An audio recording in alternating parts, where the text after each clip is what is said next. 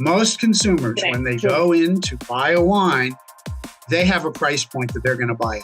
And it's somewhere between, the hot spot seems to be between $12 and $18 right now.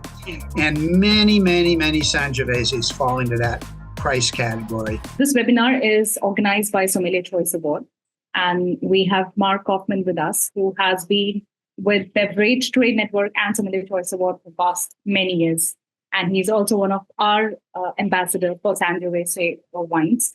And the reason of Sommelier Choice Award this year organizing these webinars is that with our next edition, that is 2025, we are going a little bit deeper to specific regions. We are seeing that how we can not just market these regions in terms of how these wineries can enter into US market, but also we can educate our buyers, we can educate the people who are on the buying side to what these regions bring on the table. What are the specific USPs of these regions, and a little bit to the consumer as well, because I think we have been seeing lately that there's a huge demand of small region wine and wine brands and consumers as well. So I think it was one of an expertise of Marc as well, because he has been representing Sangiovese from past couple of years, and as we were discussing, he has been associated with one of the wineries that's 65 years old. So I think this brings a perfect platform for him also to share his expertise. But I hand over the mic to Marc. And Marc, why don't you introduce our attendees to who do you come with, and so far, what have been your achievements? Hello, everyone, and welcome. We appreciate very much you're sitting in with us for the next hour or so. And we are going to talk about how Sangiovese-based wines can gain some market share here in the U.S. market. I think it's going to be a very interesting session. Brief introduction about me. I've been in the wine business in practically all phases of it, starting in the restaurant industry for about 15 years, where I worked as a sommelier for a national restaurant chain and for Hilton Hotels as director of catering. I then was in the wine distribution industry for 10 years in Denver, Colorado, and then moved to California to start Stone Creek Wines, which was a large private label operation. I have also been general manager of a small family Napa Valley winery.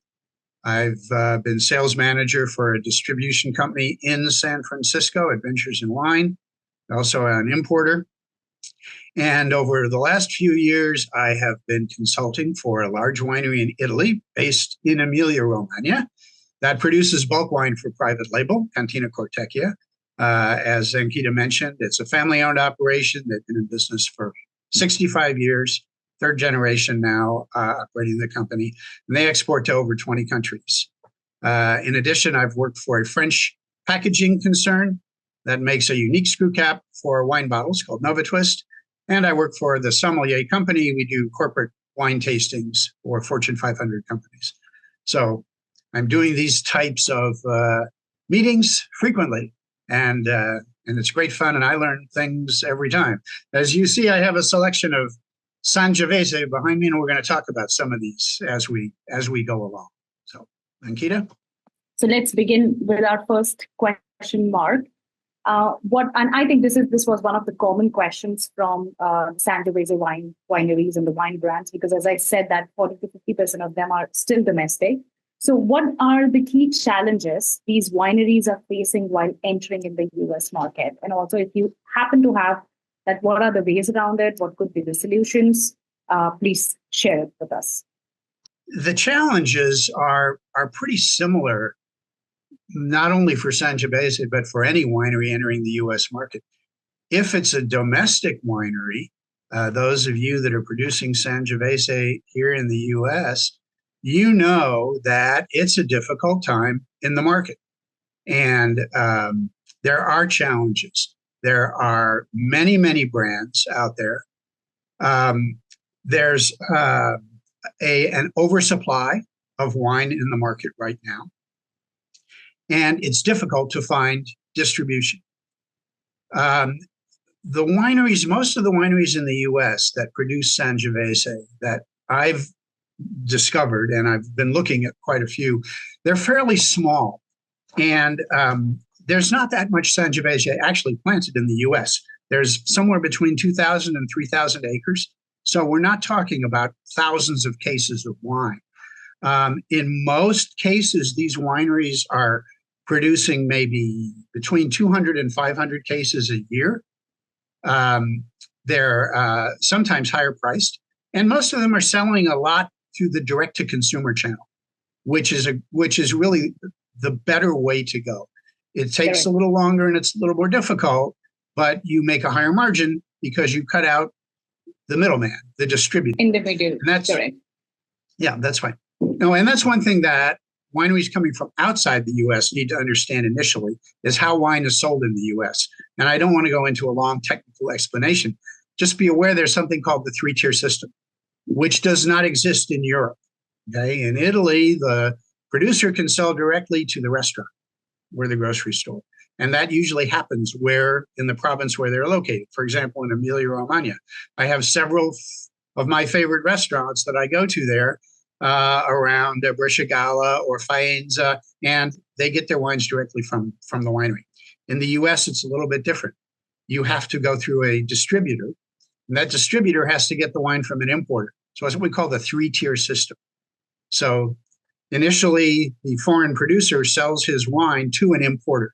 And these importers can be based anywhere in the US. And they basically buy the wine from the producer and ship them to their warehouse in the United States. Then the importer has to find distributors in each state. So it's almost like dealing with 50 different countries. It's maybe a little cumbersome, but the distributor is the force that actually gets the wine to the restaurant or to the retail customer. So to take this all back as to what are the challenges, the challenge is to do long-range planning, first of all. You have to have a marketing plan that looks 3 to 5 years down the road. You can't expect to just jump into the market and be ready to go. It takes pre-planning.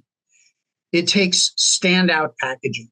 You have to design your packaging with an eye toward what's going to really stand out, both on the retail shelf and what's going to look great when the server brings it to the table and shows it to a customer.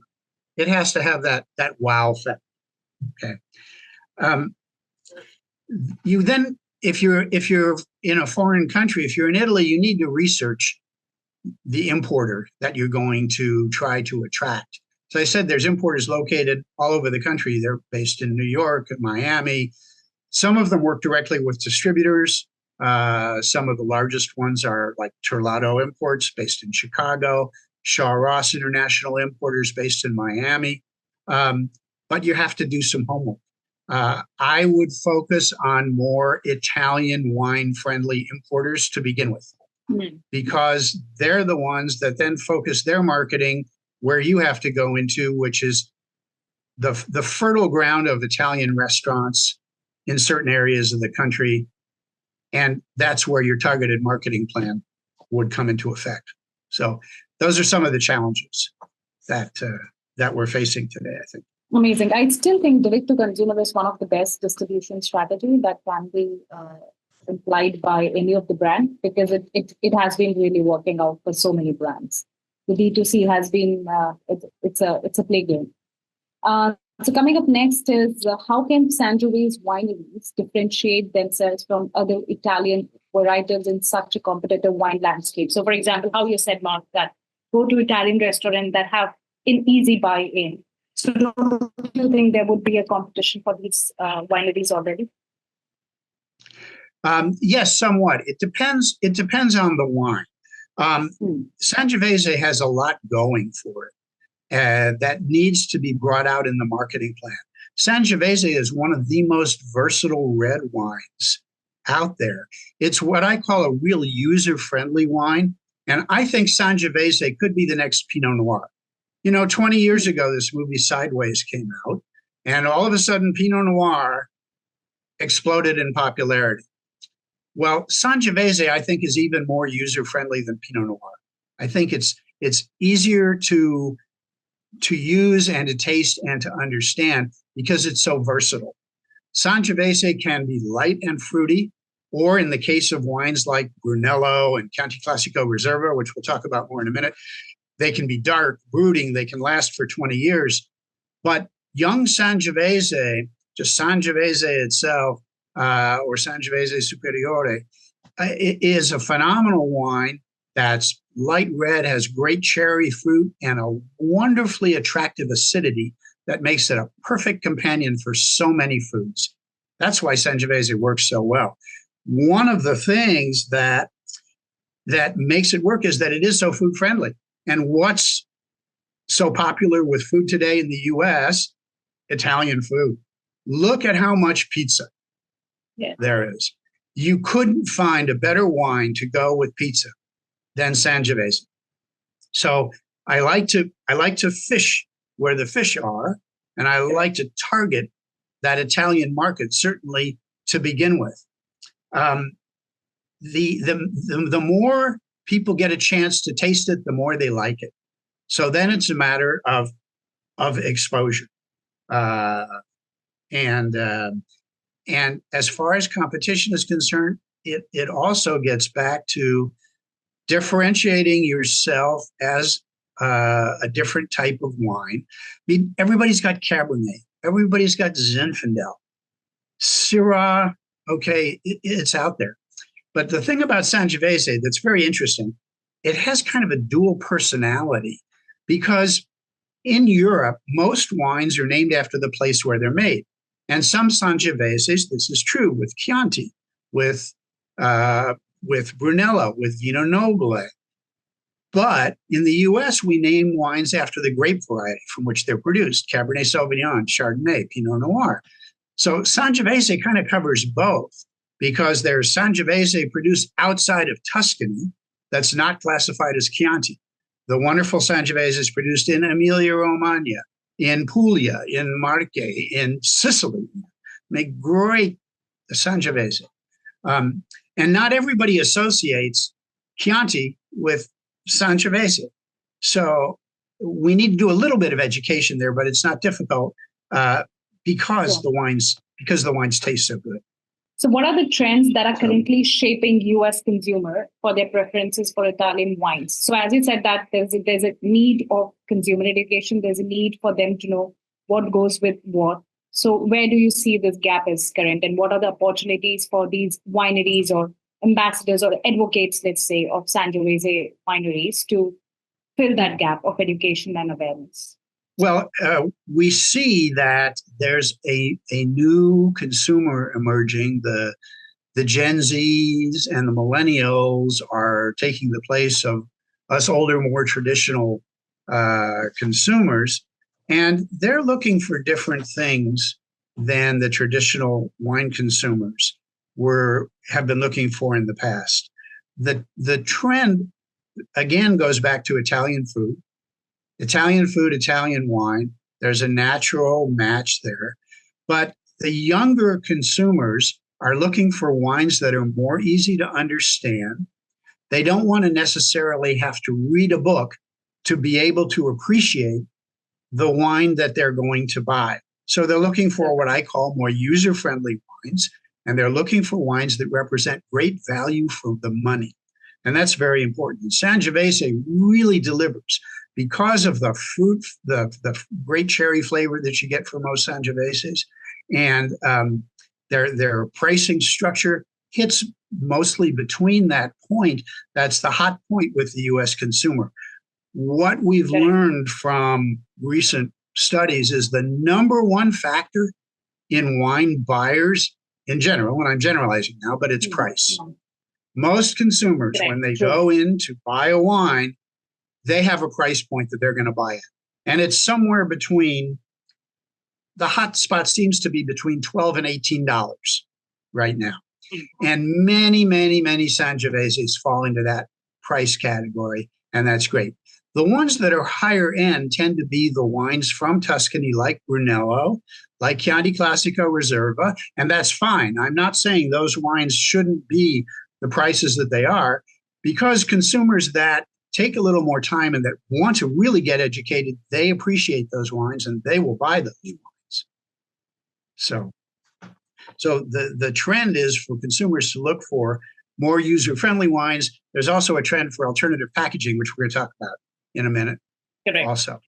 But wines like, just as an example, here's a Sangiovese from Tuscany. It's not Chianti. So it's not made in the Chianti zone. It's just labeled as Sangiovese. But I like this wine because the packaging is very simple. It tells the name of the grape. It has a great story on the back that describes enough of the wine so people can read it and get an impression about it. It's not overly flowery, but it gets right to the point. The other thing I like about this wine is it's got a screw cap.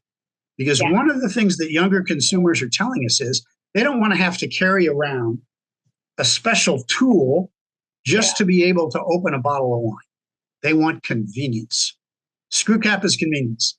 Now, I'm not saying that every bottle of wine should be screw cap, but certainly the less expensive wines can use screw cap. And since most of these wines fall in that $12 to $18 price range, these wines are ready to drink when they're purchased. So they don't need longer aging. The wines that age longer, cork is better for those wines, absolutely, because you want a little bit of oxygen interplay, which you get from a cork finished bottle as opposed to a screw cap. But convenience is what it's all about in some areas for sure. So how important, I'm sure this is one of the things that we have been talking in all our webinars is about storytelling. So how important it is for brand to storytell, present their regional identity. But it would be great, Mark, if you can just put it in a way that how they can do this while doing their marketing. So what is the best way of storytell yourself and make your brand get represented in let's say in the US via marketing, via social media or whichever platform you are using? The majority of consumers, wine consumers today, they're looking for authenticity. They want to know the story behind the brand. They want to know, is the wine sustainably farmed? They want to know more about the personality behind the creation of the wine. It's very important. And we have social media, which can really help tell that story. Very interesting, because 20 years ago, we didn't have social media. 20 years ago, wine marketing was pretty straightforward, okay? You could put a little bit of a story on the back label, and then it was up to you to work with the distributor as often as you could to tell people about the wine in each market that you sold the wine in. Took a lot of legwork. Well, a lot of that still exists today, but today we have social media, which can spread the story. The wine industry traditionally is very slow to change. They've been very slow to understand and adopt social media. And I'm here to tell you, initially, I was pretty much an anti-adopter of social media as well, because it can be a big waste of time. If you get hung up in making comments about every item on Facebook and on Instagram and LinkedIn, you can spend your whole day doing that and never sell a bottle of wine. Sure. You've got to use social media as a marketing tool. It's definitely important for your winery. You need to have a website, and it has to be a good website. And it's not just about selling wine. Website has several different areas. It's got to tell the story. It's got to have the background and a little bit about the farming if you're actually growing the grapes. It's got to talk about the winery itself, the physical location. And then you have to have sales pages on there that actually work. If you're selling direct to consumer, your primary way to sell is over your website. So you have to have software in there that can figure the shipping, and there's platforms that do that. But it's very important to keep your website updated, to do a blog, to post on Facebook, LinkedIn, Instagram. I would say at least twice a month, or if you can, once a week. You don't need to post 3 times a day. It's too much. You have to hit that balance. A lot of wineries, though, they're small. Maybe there's only one person. I know people that have small wineries that are making Sangiovese, and it's one person. And they say, I can't afford to do social media. I don't have time. You can't afford not to, okay? If you can't do it yourself, or if you don't have the expertise to do it yourself, because it does take expertise. You can't do this in an amateur way. You need to hire somebody. And that's just a cost of doing business, okay? But it's absolutely necessary in today's age. Now, a lot of these ad companies will tell you that you have to be on TikTok. I'm not convinced of that as yet. I know there is value in Facebook and Instagram. X, which used to be Twitter, I have my doubts about, but I'm not going to endorse one platform over the other. Whatever gets you the eyeballs, that's what you want, because it's the repetition. That's what's going to put your brand in people's minds. Just seeing it once, it's not enough. You have to be repetitive, and you have to tell the story well. And planning to do that is, again, part of your marketing plan. And that works also because when you talk with distributors, you can show them what you're doing on social media, and that makes an influence. That shows that you're out there working, that you're supporting your importers and your distributors, and they want to see that. That's very important. Gone are the days when you can just say, well, I'm making a nice bottle of wine and people will just come buy it. Yeah, doesn't happen anymore. Okay. Doesn't happen anymore. Everybody has to play in this game now. And correct. The technical details are not so important. The region, the total acidity, the day the grapes were harvested, that's not so important. It's great if you have a technical sheet in your website that maybe the trade can access, or if a consumer is really interested, they can look it up, but that's not what you lead with. What you lead with is your personality, your authentic story, and showing other people enjoying your wine. That's what's going to sell. Correct. So I think it's a well point made, Mark, because I personally think that whenever you look to a brand's Instagram page, you should consider it more like a shop. You have to clean the facade, because anybody who's coming to your shop is either coming to browse and buy later, or either they're just coming to just buy it right away. So there has to be proper information. There has to be a connect with consumer. If you have won any awards, that's the best place to show it to people, because that brings a lot of credibility if you are new in the market. But I think you well said that you don't have to upload 3 posts in a week or in 2 or 5 days, but it's really, really important for them to clean up their facade. Just make sure the relevant information is out there. People who are coming to your Instagram page or any other platform, they're just getting the right information. And I sometimes when you name a brand, the first thing that people do is Google it. And it straight away takes them either to the website or the page wherever it's been most SEO friendly, let's say in Instagram or let's say a Facebook. So I think it's really important brands to not miss this stage of marketing and not can take it very lightly of not being present in this marketing area, because I think you're right that at the end it's going to help the buyers as well. It's going to help them to get the consumers. It will help them to get the footfall in the retailers. So I think it's going to help the brand as well as the buyers. Yeah, it's really very important. I don't think it can be overstated. And I can put in a plug here also for Sommeliers Choice Awards, but also for just awards in general. It's important to enter wines in some of these better competitions, because it does lend credibility to what you're doing. Because again, the consumer may not be totally informed. They're looking for guidance. And it gives credibility when you have won awards at these various judging competitions. And they're each a little different. And depending on where you're located, you may enter some and not others. I like Sommeliers Choice Awards, and I have from the beginning, because it's so restaurant focused. It's on premise. And when you get people to taste your wine in a restaurant, if they like it, they'll go buy it. Restaurants are the best place to showcase wines for sure.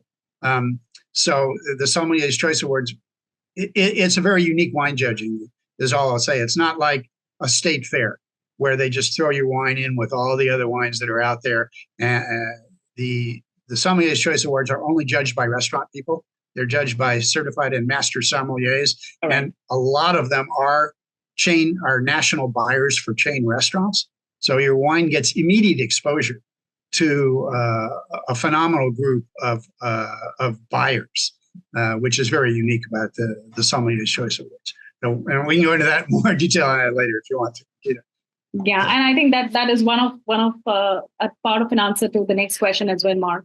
What do you see are the effective distribution channel for small and mid-sized Sangiovese producers who are looking for US? I'm sure that in the first question you did mention a couple of distribution channel, but what are your top ones that you Yeah, this is suggest? a very good question because today it's very difficult to get attention from distributors. So the first path that you want to try to go is direct to consumer.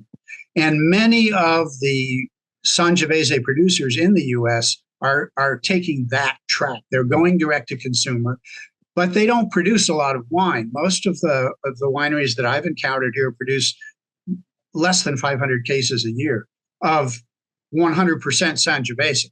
There are other brands that are out there that are blends, and I think probably a lot of Sangiovese gets blended into other wines and what we call red blends. But there's only maybe 20 or 30 brands that are pure 100% Sangiovese out there on the market, and most of those are selling a lot direct to consumer. They may be selling somewhat locally, regionally in their home markets, and there's a couple that are doing national distribution. And it's more effective if you can find smaller distributors, because it's very hard to get attention from the three major distributors. There's three major distributors in the US that cover basically between them most of the, if not the entire country. Southern Glazers, RNDC, and Breakthrough Beverage. And I believe Southern covers 40 or 42 states, and they represent thousands of brands. So if you're a small winery, it's very difficult to get attention from those distributors. My inclination would be to search out smaller distributors that are Italian wine focused. Okay? Now, how do you find those? That's a process of searching. You can use the internet.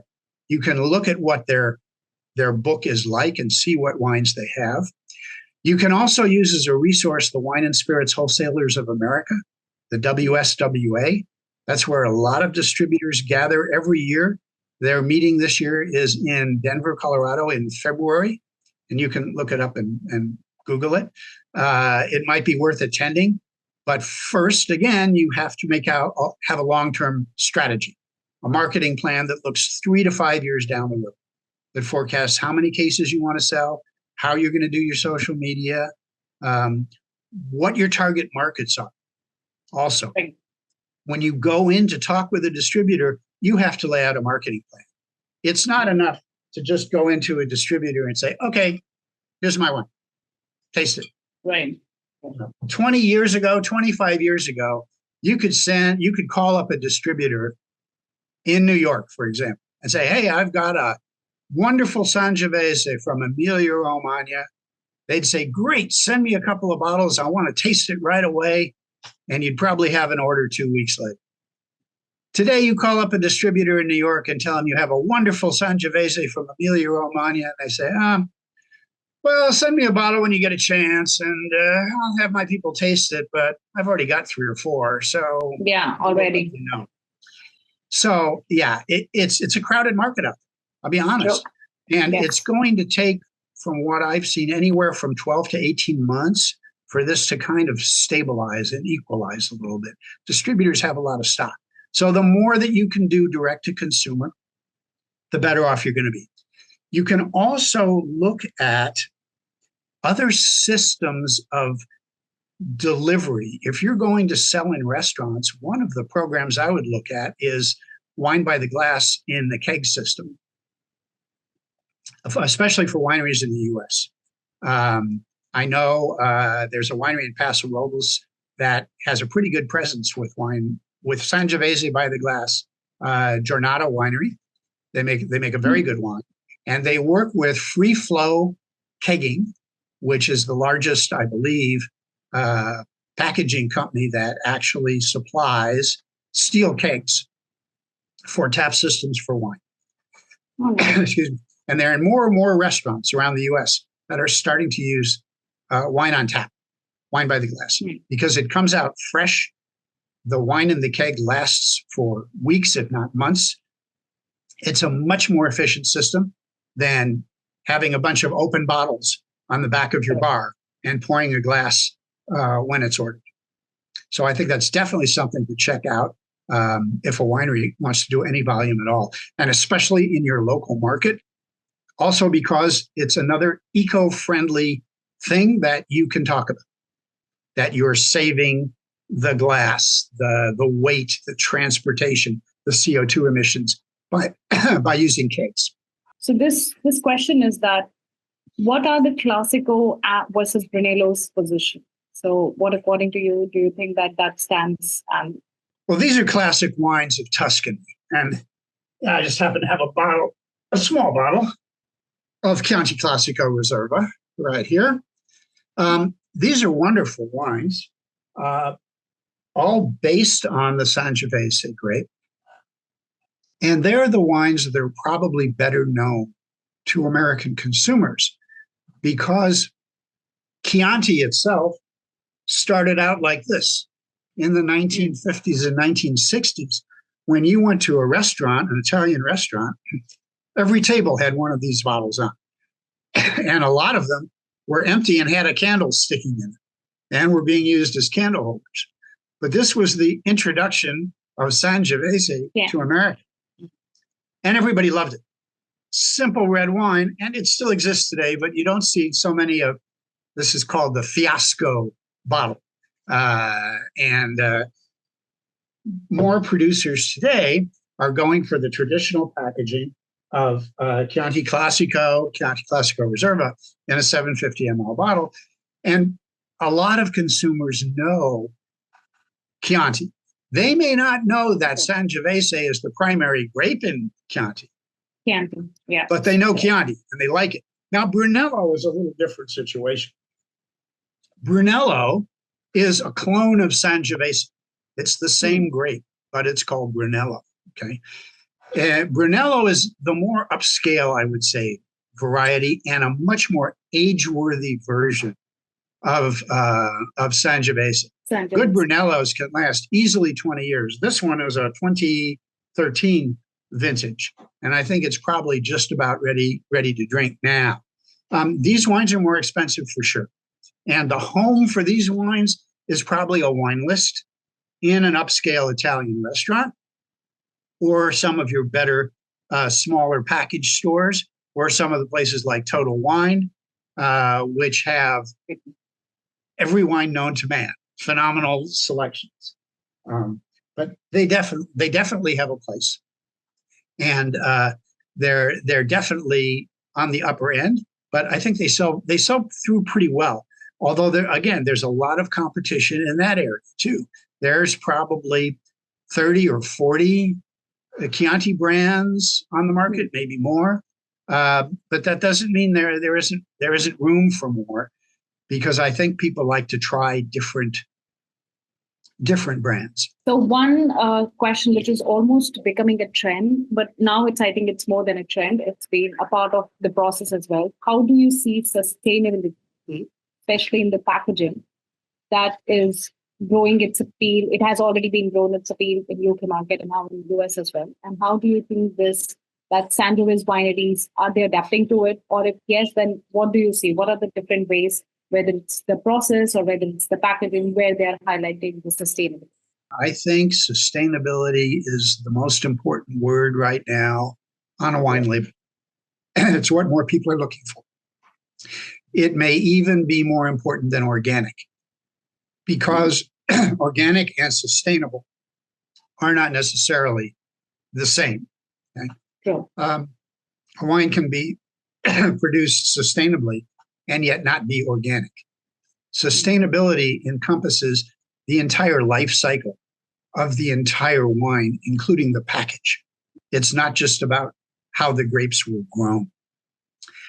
And it's important, I think, for wineries producing Sangiovese to look at that. And I think many of them are already adapting those more sustainable practices. They definitely should look at alternative packaging, especially for these new consumers who again, are not married to the traditional cork and bottle. They are looking at packages that didn't exist 20 years ago. Wine in a can. Can. Yeah. This is popular because it's portable. Right. The young consumers now, they want to be able to take their wine to the beach. They want to take it to the pool. They want to take it backpacking. They can throw the wine in their backpack. Or even better than a can, they want it in a carton. This is Tetra Pak. This is a carton that is produced. The only problem with Tetra Pak is it takes special equipment and it requires very large minimum runs. But both of these formats, cans and Tetra Paks, they'll give a shelf life of about a year to the product. And since 80 or 90% of all the wine that's produced in the entire world is consumed within 48 hours of purchase, that's a pretty well-known statistic. You don't have to worry about shelf life. Another interesting package, this just came into the US. This is the Pacamama flat bottle. It is recycled PET picked up from ocean plastic. So this is a great, great bottle. And it's being kicked off this week, as a matter of fact, by Albertsons, markets nationally. It just came in, and it features the Nova Twist closure in France, which is a plastic screw cap that works the same as the metal screw cap. Tamper evident, same liner. Again, 12 to 18 months shelf life. And look at how lightweight it is. Even when it's filled with wine, it weighs about a third of what a traditional wine bottle weighs. And imagine packing 12 of these together, takes up much less space. Correct. Sure. Yeah. Sure. Yeah. So that's another package to look at for sure. Sustainability is the buzzword. Alternative packaging, again, also going to the keg. But even when you're still going traditional, look at the weight of the bottle you're using. A bottle doesn't have to weigh 750 grams, 2 pounds, to be an effective wine bottle. You can use lighter weight bottles. That's part of sustainability. You can look at the type of paper your labels are printed on. Are you using recycled paper to print your labels? Right. Very, very small thing. People don't think about it, but it's part of sustainability. Absolutely. Is your bottle made from recycled glass? That's part of sustainability too. So all these things, I think, are points that will appeal to the consumer in the US. The more of these benefits that you can amass, the better off you're going to be in the long term. It's more selling points you're going to have. The other trend, maybe it's a trend or popular thing, is make a rosé. Everything doesn't have to be red. Okay, there you can make a beautiful rosé out of Sangiovese that is really, really enticing. I just happen to have a little rosé from Villa Ragazzi in Napa Valley. This is their 2023. This is 100% Sangiovese, and this is a beautiful wine. Look at that! Look at that! Wow! Yes. Color is just a beautiful pink and lovely strawberry cherry aroma. This is a terrific wine. And rosé, as we know, is really popular today. So I definitely encourage some of those wineries. It does several things. It gives you a second SKU to put on the shelf. So you can offer more to both the retailer and the restaurant. It spreads your brand. Whereas before you only had red wine. Now you can have red and rosé. You can take another SKU. And the more real estate you own, the more wine you're going to sell. Right. That is true. Amazing. Love the insights on sustainability and packaging here, Marc. Any specific regions or market within US that you think that Sangiovese has performed better or can perform better? Well, I think just in general, with the Italian wine markets, the traditional markets, certainly the East Coast would be the target areas. The upper Northeast, New York, Connecticut, Maryland, Washington, D.C., that area. Miami Beach, Italian wines do very well there. The Chicago area is traditionally an Italian stronghold, so you definitely want to be there. Los Angeles, San Francisco. There's a whole North Beach area in San Francisco, which is all old Italian and tons of Italian restaurants.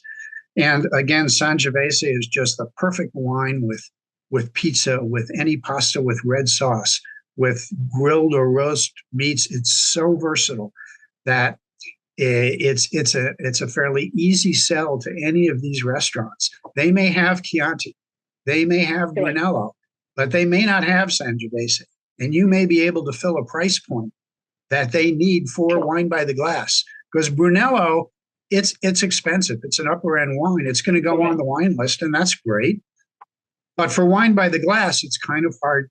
It's a really hard sell. But many Sangioveses can come in that, as I said, cost to the restaurant of between $8 to $12. That puts it in the wine by the glass range. And that's really a target that you want to go for if you can.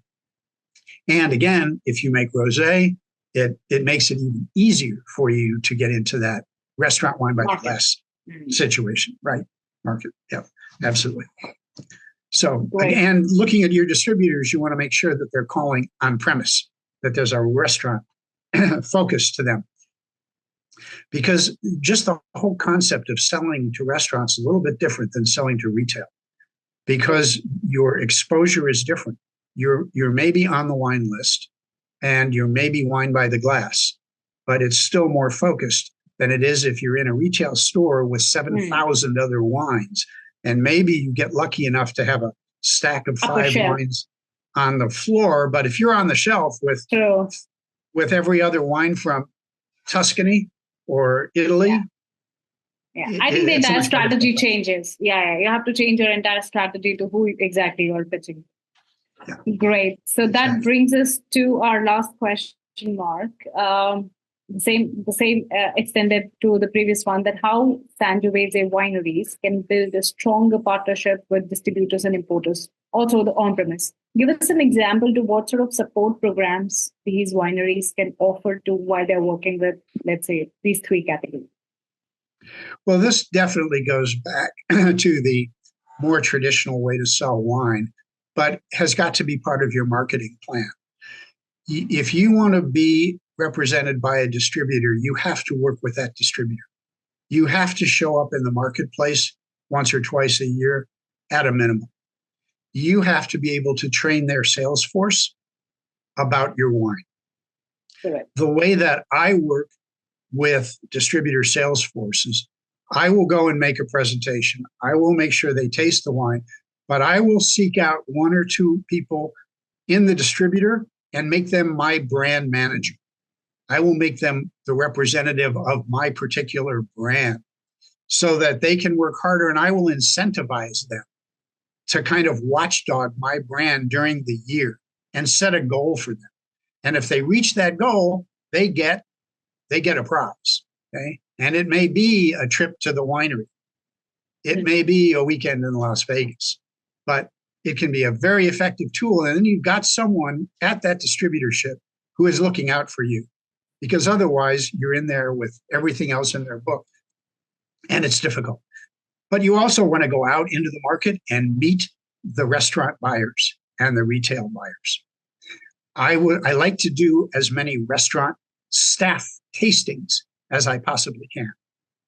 When you go into a restaurant and you get 10 or 15 minutes before the shift to pour your wine for the restaurant service staff, your wine sales will increase 20 to 30% that night. I guarantee it. Tasting and meeting the person behind the brand and telling them the story in person, it inspires. It's really effective to do. So you have to be willing to travel. You have to know that part of this thing is going around and telling your story. There's just no substitute for it. Social media can help, but you have to go out and work them. It's really important. Yeah. I think somewhere it's all about how you can help the let's say an importer or distributor or a retailer or on restaurant to sell your brand. So the more you build this support staff, the more you train people, the more you understand that what exactly the challenges are, whether it's the marketing, whether it's the product, whether it's the shelf space, the more likely you will work with them. So I think it's more like a partners and not some brands to and hope for the time to work it on your own. So I think that brings to the end of the PPT. So far, we do not have any questions marked. So I think that looks fine to me. And mostly, I think we more or less we covered most of the aspects of it as well. So I'm going to send this recorded version to all the attendees. Anything that in general do you have for the wine brands or for Sangiovese that you want to say that we might have missed in the questions, but it's on top of your head? Yeah, please don't hesitate to reach out to Ankita, and don't forget to take a close look at the Sommeliers Choice Awards. I think it's a really valuable competition and can get your brand great exposure. So I'll say ciao to everyone.